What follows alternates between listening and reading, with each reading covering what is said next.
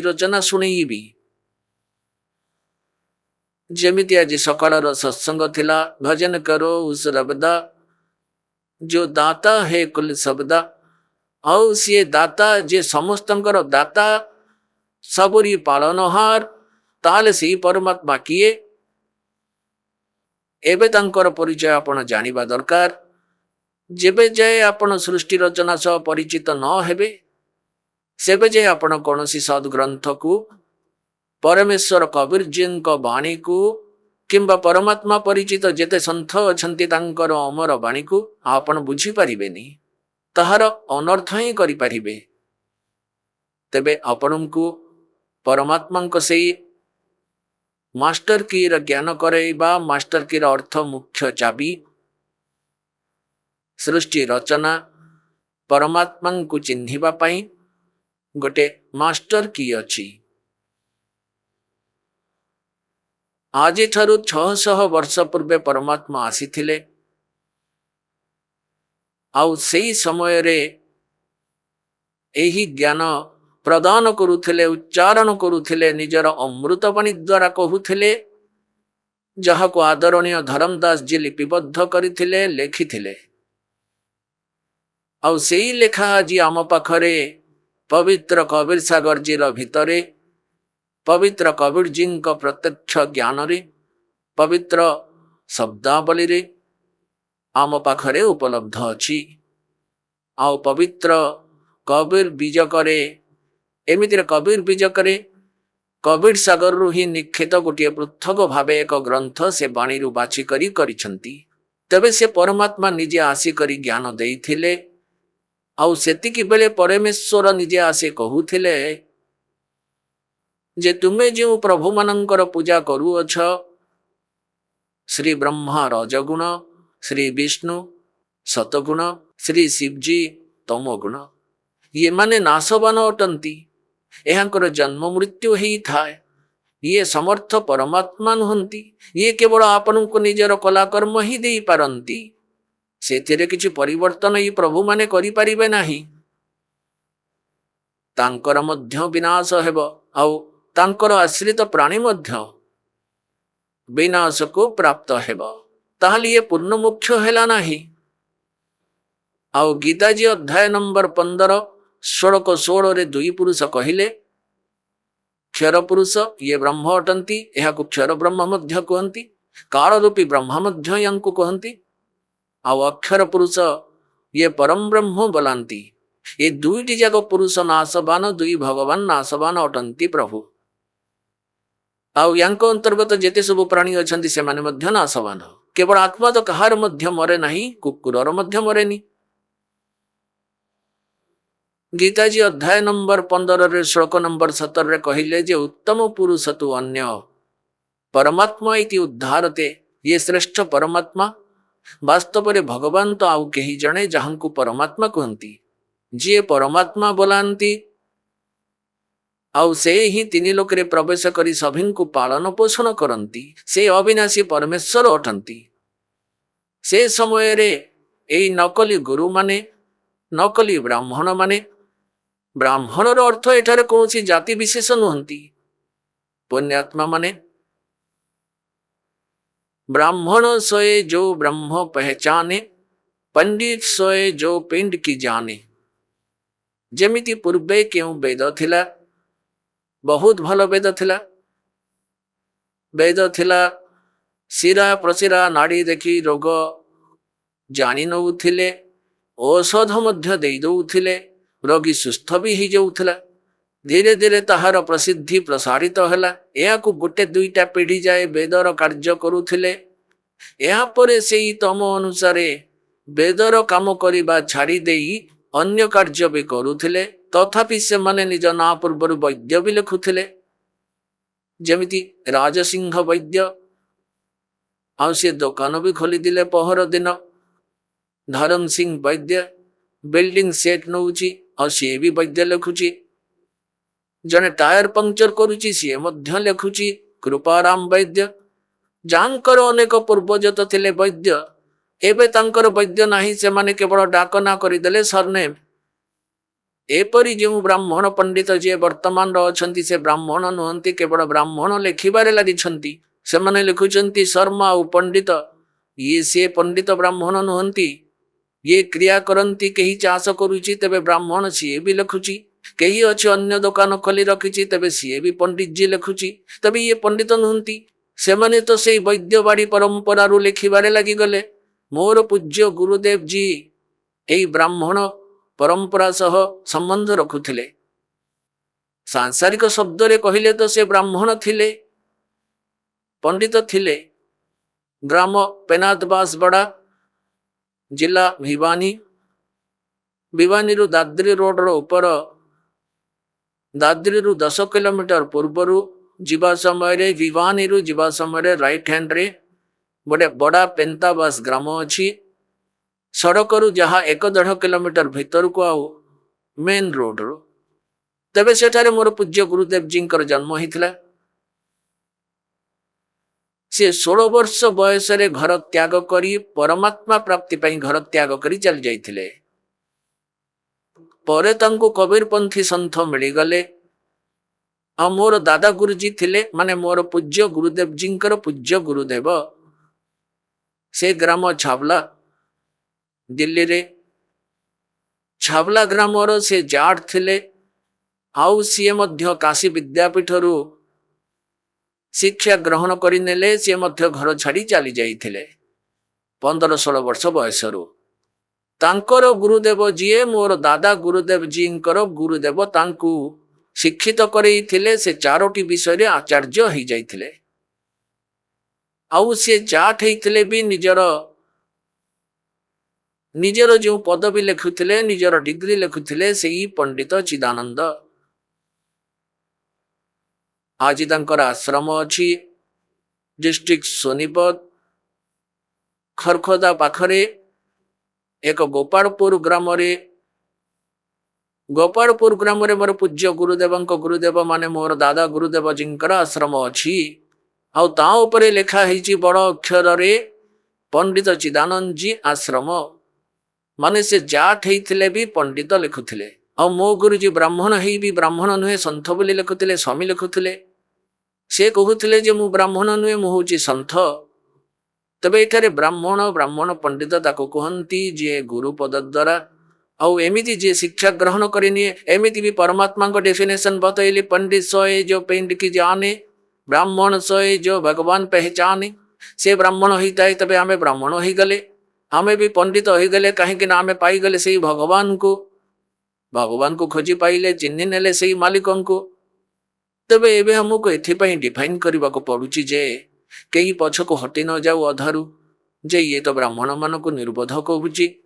तबे से जो नकली ब्राह्मण थिले जे वेद सह परिचित नथिले और पवित्र पुराण सह मध्य परिचित नथिले पवित्र गीताजी को ज्ञान सह परिचित नथिले सही माने विरोध करुथिले परमेश्वर कबीर देव जी को जे कबीर देव जी अशिक्षित ये सद्ग्रंथ को आदौ बुझी पारिब नाही ताहार अक्षर ज्ञान नाही।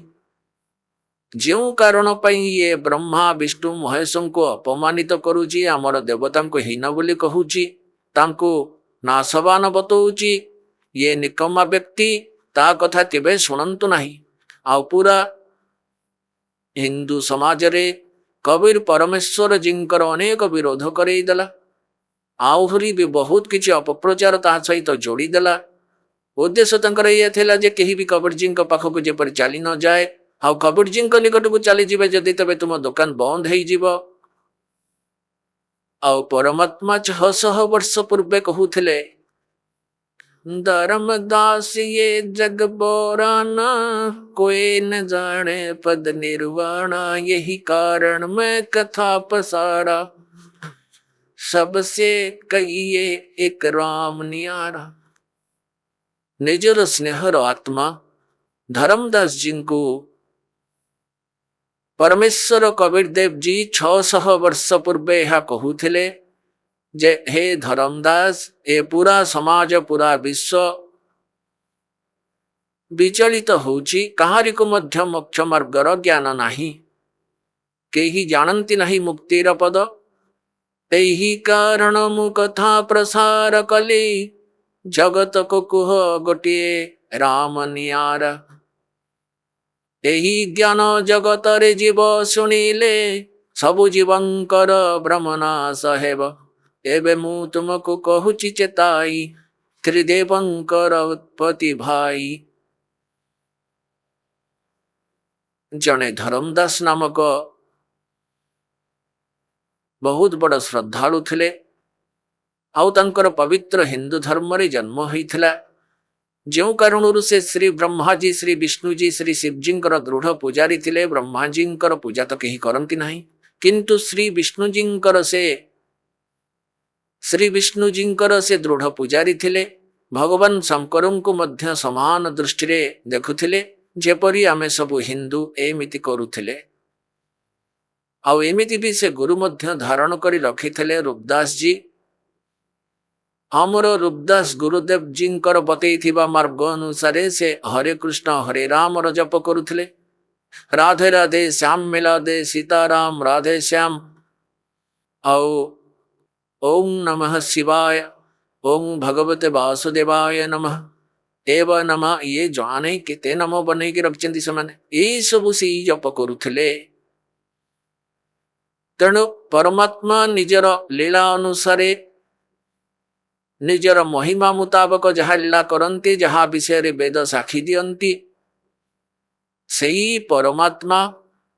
आउ से परमात्मा किए देखंतु पुण्यात्मा माने वेद को पवित्र हिंदू समाज बहुत आदर दृष्टि रे मानती। आउ पूरा हिंदू समाज वेद उपर आधारित। यह परे से समांतर रे पवित्र 18 पुराणों को मध्य आमे समान दृष्टि रे आदरणीय दृष्टि ही देखु। श्रीमद् भगवत गीता को मध्य आमे एक बहुत पवित्र सद्ग्रंथ मानुचु। एबे सेही सद्ग्रंथ मानंकरे कौन कौन मैटर अच्छी कौन विवरणी दिया जाइछि यह आज जाए हमको अजଣା थिला। आमे यह अवश्य मानुचे जे वेद रे जहा लेखा है ता बहुत भल ता सत्य अटे। आ वेद रे तो कौनसी मेडिसिन तो नहीं बुक ताहा भगवान को विषय अच्छी सब ज्ञात तथ्य। से परमात्मा किए से परमात्मा केमितिका से परमात्मा कौन करंती से लीला कौन करंती केउ रूप रे रुहंती ये सब ज्ञान वेद रे लिखा ही थिला। किंतु वेद संस्कृत रे थिला आउ संस्कृत भाषा को जानिबार अधिकार केवल गोटिए वर्गर थिला। गोटिए वर्गर थिला ब्राह्मण को। एबे ब्राह्मण माने जेमिति ऋषि माने पढ़िले एई हमर वेद को ये बुझी पारिलेनि वेदर गूढ़ रहस्य को कारण यांको पाखरे तत्व ज्ञान नथिला। एबे देखंतु ए माने वेद को पढ़िले और श्रीमद् भगवत गीता को मध्य पढ़िले। श्रीमद् भगवत गीता अध्याय नंबर 4 श्लोक नंबर 34 रे कहिले जे सही तत्व ज्ञान को तत्व ज्ञान को श्रीमद् भगवत गीता अध्याय नंबर 4 श्लोक नंबर 32 रे कहले जे सही तत्व ज्ञान जहा को परमात्मा निजर मुख कोमलरू आसी कहले ताहा तत्व ज्ञान आउ सेतिरे यज्ञर अर्थात धार्मिक अनुष्ठानर तथ्य बहुत विस्तार करा जाइछि। आउ तबु जानिबा परे पुणी तू सब प्रकार कर्मरो मुक्त हेई जिबु ताहा होछि तत्व ज्ञान। तबे चतुर्थ अध्याय 34 श्लोक रे कहले जे सही तत्व ज्ञान को तू तत्वदर्शी संतंक पाखक जाई बुझु आउ तांको दंडवत प्रणाम कर। कपट छाड़ी दे विश्वास भाव रे याचना कले प्रार्थना कले से तत्वदर्शी संत तथा परमात्मा तत्व ज्ञान करेइबे। तबे एथिरु सिद्ध हेई गला जे गीता ज्ञान दाता यह कहउछंती जे कि मु सेई तत्व ज्ञान सहित अपरिचित नुहे तो एक 18 अध्याय लेख 19 बेला लिखि दियो भाई यही तत्व ज्ञान। तबे ताको जणा भी नथिला ए विषय रे। एमितिका 4 वेदर सारांश पवित्र श्रीमद् भगवत गीता पवित्र 4 वेदर। तबे यजुर्वेद अध्याय नंबर 40 मंत्र नंबर 10 ठारू नहीं 13 जाए 2 बार साक्षी दिए जे कही तो परमात्मा को असंभवात अर्थ जी जन्म निये नहीं माने निराकार सी आउ कही ताकू कुहंती संभवात जेपरि रामकृष्ण रूप जन्म नहीं प्रकट हुंती से साकार बोली कुहंती आउ कुहंती जे भगवान साकार ना निराकार तार तथ्य मध्य तत्वदर्शी संत बतैबे तांको ठारू सुनो से ठीक ठीक बतांती। तेबे एथिरु प्रमाणित हो गला जे वेद ज्ञान मध्य कंप्लीट नाही। सेथिपई वेदर लास्ट लेखा अछि नेति नेति। नेतिर अर्थ होउछि न इति, इति अर्थात एंड, अंत ने माने नाही। मु जो ज्ञान देई देली ये पूर्ण नुहे, ये एतिकी नुहे। तेबे एथिरु सिद्ध हो गला जे वेद मध्य इनकम्प्लीट ज्ञान रखंती। तेबे एई महापुरुष माने ब्राह्मण माने ऋषि माने जेमिति ब्रह्मा विष्णु शिव जी एमाने समस्त वेद को पढ़िले आ वेदरे मध्य पढ़िबा पई ड्यूटी लगेई देले ब्रह्मांकर जे आपण यहाँ को पढ़ंतु आ भल भाबरे बुझंतु आ आमको बुझांतु। तेबे ब्रह्मा को ब्राह्मण कहिबारे लागिले। ब्रह्मांकर वंश जेते थिले ब्रह्माजी से ऋषि मानको मध्य निज तरफरु जेपरि से वेद को बुझिले सेई ज्ञान देई देले। तेबे तांकर सारा वंश ब्राह्मण बोलाइबारे लगिले। तो ब्रह्माजी जो ज्ञान विष्णु और शिव जी को ज्ञान देले से माने को फाइनल मानिले जे जहां से ठीक परिचिंती वेद को ए ही हब। तपरे एई परंपरा पुणी आग को जाई आसी गला। एई वेद को पढ़िबार केवल अधिकार ब्राह्मण को दिया गला। संस्कृत भाषा को एमाने जानी थिले, अन्य माने जानी नथिले।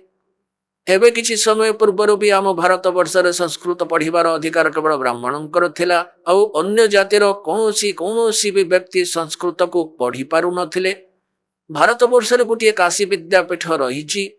काशी रे सेठारे केवल ब्राह्मणंकर पिला मानंको पढ़ा जाउथिला। आउ गोटे एठारे कौडली गाँ अछि खरखदार पाखरे कौडली गाँ जिला सोनीपत। कौडली गाँव जड़े निश्चल नामक पिला थिला। तार मनरे प्रेरणा आसिला जे मु संस्कृत भाषा को बुझीबी आउ पुनी सद्ग्रंथ को जानिबी आउ फ्री ऑफ कॉस्ट रे समस्त को बतईबी। ते ब्राह्मण वर्ग सबु बेले केवल निजर रोजी रोटी जाय सीमित करि नेले। एई उद्देश्य रे सेई गाँव रो चासी रो जाट रो पुओ गोटे मिछ सर्टिफिकेट तैयारी करि नेला नंबरदार ठारो जे ये निश्चल दास ब्राह्मण वर्ग कुल सह संपर्क रखे एही ग्राम रहिला वाला।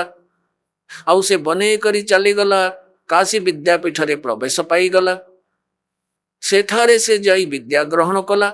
आउ पूरा यूनिवर्सिटी रे 1 नंबर रे आसिला। फर्स्ट क्लास रे स्टांड करी निज शिक्षा पूर्ण करी नेला।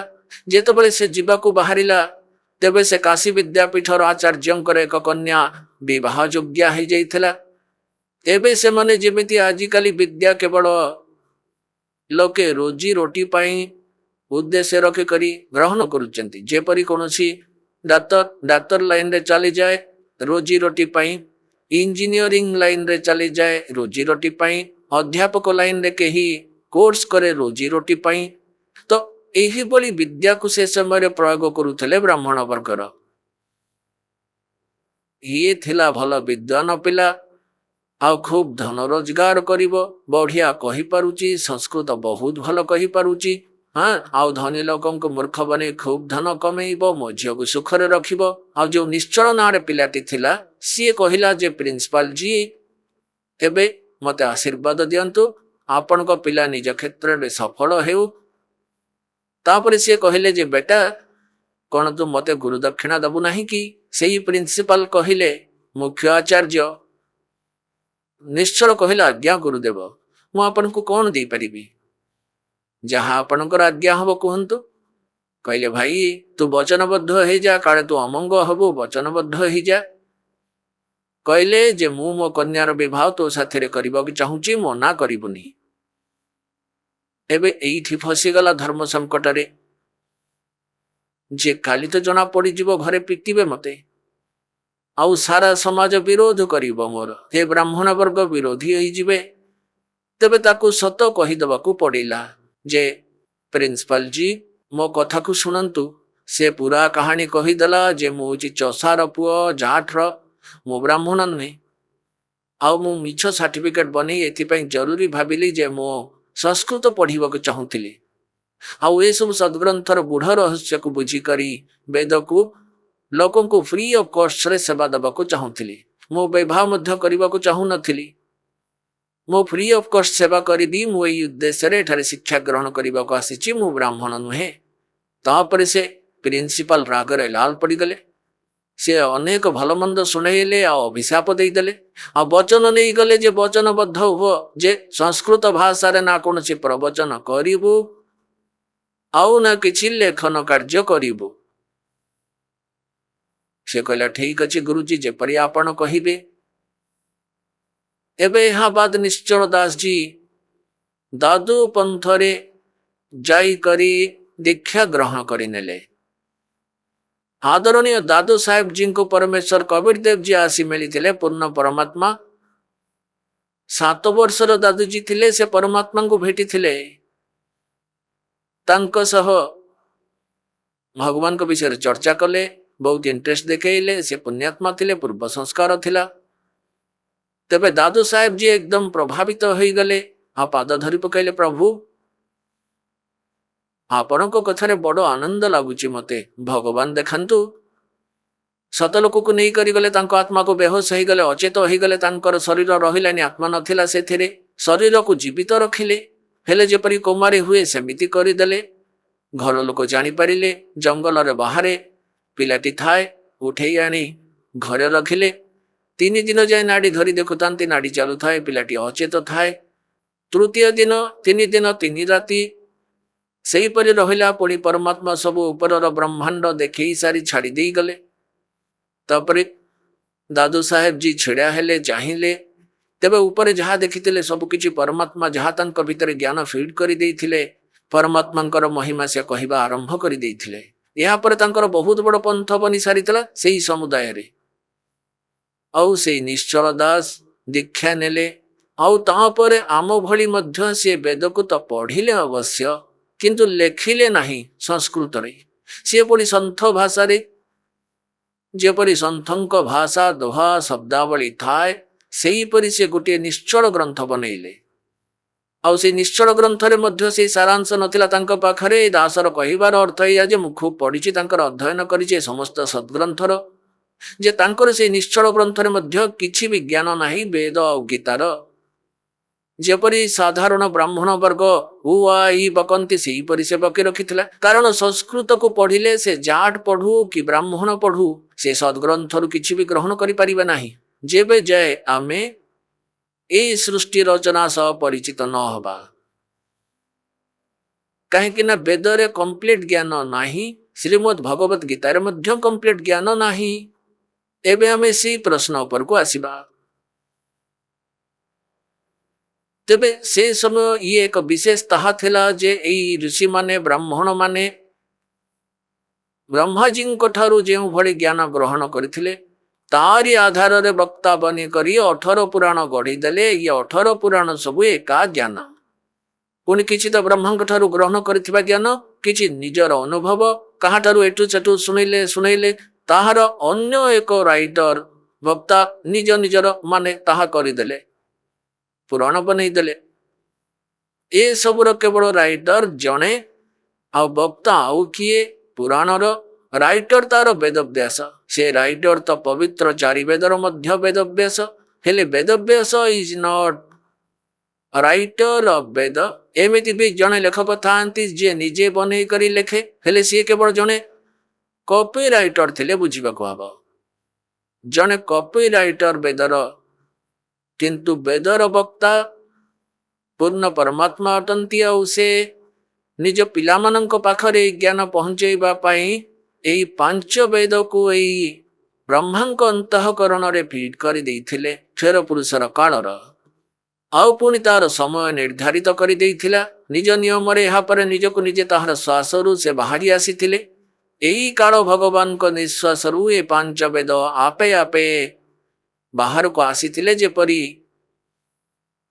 जेपरी मातार गर्भरे रहे आउ 9 मास पर छुआ ऑटोमेटिकली बाहर को आसी जाए सेमिति परमात्मा वेदर बीज ताहार अंतःकरण रे पकई देइथिले कालर आपण आपे आपे ये 5 बाहर आसी जाइथिले। जेपरी आज कंप्यूटर रे आपण देखिचंती एई वेबसाइट रे जेते भी मैटर फीड कर दियो आ केउठु भी बाहर करि नियो गोटे मिनिट रे बाहरी आसीबो। तबे ई पर ही से मैटर मालिक देइथिले तेबे ये पंचम वेद तो नष्ट करदेले। ब्रह्मा जेबे देखिले एतिर तो सबकिछि मोर दुर्बलता रही आउ चारि वेद रखिनेले आउ से चारि वेद रे इनकम्प्लीट नॉलेज रही। ब्रह्मा को जाए साधनार्थ ज्ञान अच्छी आउ पूर्ण परमात्मा को महिमा अच्छी हेले पूर्ण परमात्मा को पाइबार वे ऑफ वर्शिप पवित्र चारि वेद रे पवित्र श्रीमद् भागवत गीता रे ही नहीं कोड वर्ड ही रही सांकेतिक शब्द रे अच्छी। तेबे कौन थिला एबे से ऋषि माने जो भली वेद को बुझिले किंतु से माने कौन बुझिले जे ब्रह्मन को कंप्लीट गॉड मानि नेले पूर्ण परमात्मा आउ तार ओम मंत्र यह सबुठार उत्तम मंत्र मानि नेले। ओम मंत्र रो भी जप कले ब्रह्म प्राप्तिर उद्देश्य रखी आउ से माने जहाँ भी साधना सब कले हठ जोग कले मेडिटेशन कले किंतु वेदरे हठ जोग नाही। पुण्यात्मा माने आपण छोट पिला नहंती आज कली जुगरे जन्म हेले आउ एई समय रे मनुष्य बहुत बुद्धि रखुची कंप्यूटर गढ़ीदेले इंटरनेट सेट करदेले वेबसाइट करदेले आउ एबे भगवान कार्ड को टिके बुद्धि को लगेबा को पड़िबो। हमर एई इंटरनेट सबुदिन पाई नुह जदि 2 वर्ष न हुए ए जहाज भी थियाई जराजीर्ण हबो सेई प्लेटफॉर्म उपरे आउ ए कंप्यूटर मध्य बाहर अलिया गदारे पड़िबो केही नाही ताको पढ़ी पारिबो। एई खराब खराब हालत ही जाए तो परमात्मा इज सुप्रीम पावर परमात्मा ही सर्व सुखदायी अटंती तांको पाई करी आमे एपरि स्थान को चली जिबा जोठी आमे एई सुविधा मन एठी जहा को आमे चेष्टा करूचे आमे भ्रष्ट बुद्धि करी प्राप्त करिबा को सेठारे हमको ऑटोमेटिक मिलिबो आउ से सेठारे रहुथिले आमे हम निज भूल पाई आमे एठा को आसी गले आउ तार दंड भगुचे आमे गोटे गोटे पैसार भिकारी ही गले आउ गोटे गोटे दाना पाई भिकारी ही गले आउ सेठारे हम सामने भरपूर भंडार थिला सदा बाहर वृक्ष थिला फल भरा वृक्ष थिला को जिनिसर अभाव नथिला पुष्करणी भरा थिला दुग्धरे सतलोकर भितरे अमृत आहार करुथिले आमे सेई पूर्ण थाली को आमे गोईठा मारी आसिले और तार प्रतिफल स्वरूप आज आम सारा जीवन लगी रही था गोटे पेट पाई शरीर पाई हेले ताहा पूर्ण हेउना आ मरी जाई थाओ। तेबे कहिबार अर्थ मोर यह जे एई हठ जोग जहा कौन सी वेदरे नाही एई हठ जोग से माने केमिति आरंभ कले ब्रह्माजींकर उत्पत्ति रे लेखा अछि। ब्रह्माजी कहती जे मु जेबे होश रे आसिली युवक थिली आउ कमल पुष्प उपरे बसी थिली मु जाने ना मोर उत्पत्ति कर्ता किए आउ पुणी सेठारु आकाशवाणी हेला जे तप कर 1000 वर्ष जाए ब्रह्माजी तप कले पुणी कहले सृष्टि कर तपो तपो कर वाक्य सुनाया लोक रचो बल मेरी माया। सूक्ष्म वेदरे कहले जे ब्रह्मा को काल तपो तपो करी वाक्य सुनाइला ब्रह्माजी को जो आकाशवाणी सुनाई थिले से काल ही शुणे थिले तांकु ये गुप्त रहे ऊपर लुचि करी रहे निज माया रे आकाशवाणी द्वारा शुणई देले जे तप कर आउ से नोट करी नेले कि भगवान को आदेश ये तप कर से हट जोग कले 1000 वर्ष जाए। यहाँ पर जेबे एई 3 जन छुआ युवक होइदले माने ब्रह्मा विष्णु और शिवजी उत्पत्ति काल ही करथिले एबे बतैबी डिटेल रे एबे टिके हिंट दउची केउ कारण रु एही ज्ञान को से माने बुझी पारिलेनी। यहाँ पर से माने परे सागर मंथन कले आ ए काल ए 4 वेद को ब्रह्मा तक समुद्र भीतर लुचेई देले ताहा एक बहुत सुंदर एक एपरी पेपर उपरे लेखा हेतला बहुत भलो पेपर उपरे जो थे कि पानीर प्रतिक्रिया हेउनथिला जेमिति कि आजिकली प्लास्टिक रो हे प्रिंट अछि इपरि भाबे अति सुंदर ताहा पर लेखा थिला। से 4 वेद को प्राप्त कला पर ब्रह्मा को दे दिया गला जे आपण एटा को देखंतु एबे ब्रह्मा से 4 वेद को पढ़िले सेतरे ओम रो नाम थिला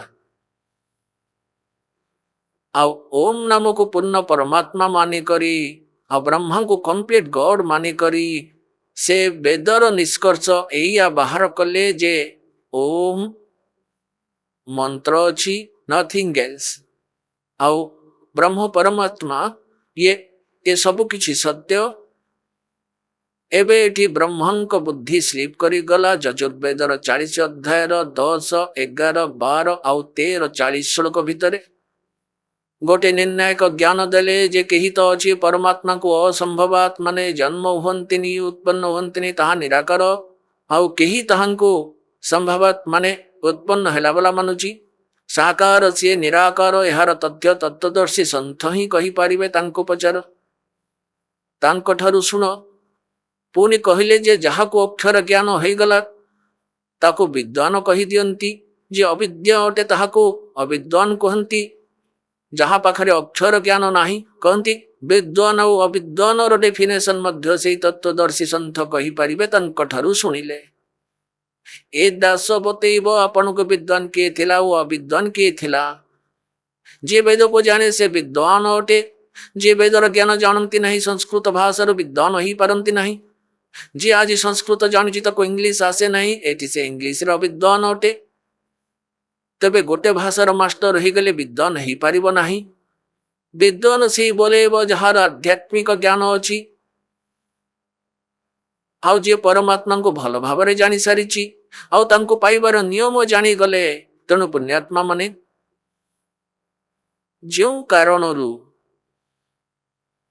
एबे ब्रह्मा जी यही ज्ञान तांको देई देले निज अनुगामी मानंकु वंशजंकु तापरे से माने ओम जप कले हठ जोग कले समाधिस्थ हेबाकु चेष्टा सबु कले एबे से किपरि कमाल करी रखिछि काल भगवान एबे ऋषि माने साधना करिबा पई चाहिले हठ जोग करिकी तो समाधिस्थ हबा पई चेष्टा मध्य कले समाधिस्थ अवस्था रे के काल भगवान कौन सबु करे केमिति सबु लीला करे काहाको तो ब्रह्मांक रूप दर्शन दे दिए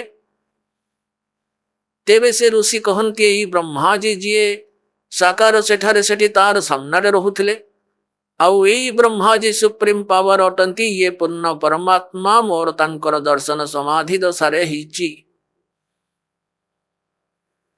आहुरी मध्य 2-4 जन को एमिति आभास हो गला देखा दे गले सीए तबे सेमाने भी डेंगुरा पिटी देले जे ब्रह्मा जी सृष्टि रचयिता अटंती ये प्रजापिता अटंती ये सर्वशक्तिमान आहुरी केते कौन यही कथार भ्रम हो गला ब्रह्मा जी जे मु सृष्टि रचना करिबा बोला पुणी किछि ऋषि माने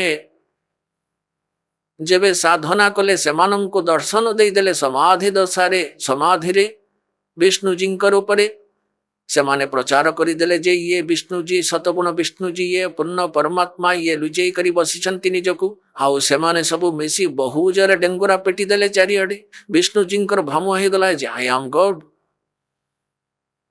आउ किछि जनंकु से शंकर जींकर उपरे दर्शन दे देले आउ सीए सबु माने सबु डिक्लेयर करी देले जे शंकर भगवान इज कंप्लीट गॉड समाधि रे मु भगवान शंकरंकर दर्शन कली तापरे एई 3 जन को निज निजर भ्रम हो गला जे मु हुची भगवान आउ एई कथा को नहीं ब्रह्मा जी एवं विष्णु जी मध्य युद्ध हैला ब्रह्मा जी कहंती मु तोर बापा मु सारा सृष्टि रचयिता विष्णु जी कहंती मु तोर बापा तू मोर नाभि कमलरू बाहरीचु एई कथा उपरे तांकर युद्ध हैला पुणी समाधान करिबा पई एई स्वयं काल आसीगला निजर पुत्र शिवंक रूप धारण करी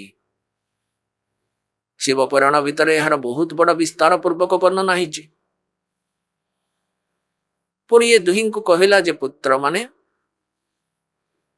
तुम्हें निजे निजको भगवान मानि नेल यह तुम्हें भल कल नहीं यू आर नॉट गॉड तमे ईश्वर नुह ब्रह्मा और विष्णु को कहले जे तुम्हें भगवान नुह एबे पुण्यात्मा माने 600 वर्ष पूर्वे परमात्मा कही थिले इन देव की जो करते भक्ति इनकी कदे न हो मुक्ति तबे 600 वर्ष पूर्वे यह कह जाइथिला जे ब्रह्मा विष्णु महेश को जे भक्ति करंती तांकर मुक्ति केबे ही पारिबनी तबे माड़ खाइबा कथा तो थिला कहीं से माने तो भ्रमित कर रखी जे ये सुप्रीम पावर ये अजर अमर सर्वेश्वर महेश्वर तांकर जन्म मृत्यु हुए नहीं।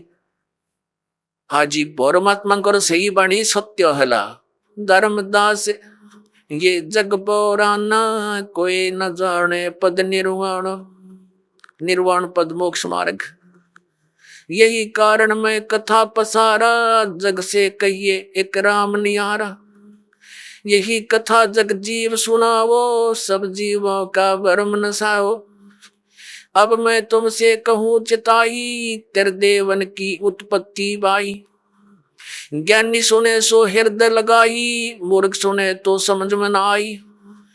माँ अष्टंगी पिता निरंजन ये जमदार उन वंशन अंजन।